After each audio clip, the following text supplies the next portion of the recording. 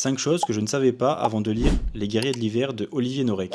La première, c'est l'origine du cocktail Molotov. Pendant la guerre d'hiver, alors que les villes finlandaises sont bombardées, Molotov déclare à la radio que ce ne sont pas des bombes qui sont larguées, mais des vivres destinés à aider la population finlandaise. Et quand ils ont commencé à fabriquer des bouteilles incendiaires pour détruire les chars soviétiques, ils les ont ironiquement appelés les cocktails Molotov. Pour faire simple, puisque vous nous amenez le pain, nous, on vous apporte la boisson. Deuxième chose, j'ai découvert la mort blanche et j'étais surpris de savoir à quel point elle faisait peur aux soviétiques. Si Moraïa est devenue une telle menace que l'armée rouge a fait de son élimination une priorité, elle lui a envoyé de l'artillerie, des snipers et aurait même promis des récompenses à ceux qui réussiraient à le tuer. Troisième chose, je ne connaissais pas la tactique du moti. Les Finlandais laissaient les longues colonnes soviétiques s'enfoncer dans les routes enneigées avant de les couper, de les séparer, de les isoler en petits groupes. Une armée pourtant largement inférieure en nombre arrivait à transformer la forêt et la neige en alliés. Quatrième chose, j'ai découvert le mot sisu. C'est un mot finlandais qui n'a pas vraiment d'équivalent en français et qui désigne cette force de caractère qui pousse quelqu'un à continuer malgré la peur, le froid, l'épuisement. Et enfin, cinquième point, je ne savais pas que le ski pouvait changer une guerre. Au début du conflit, les Finlandais avaient un énorme avantage parce qu'ils se déplaçaient tous à ski, alors que les Soviétiques, eux, étaient coincés sur les routes. L'armée rouge a tellement compris son erreur d'ailleurs qu'elle a renforcé et développé ses propres unités de skieurs.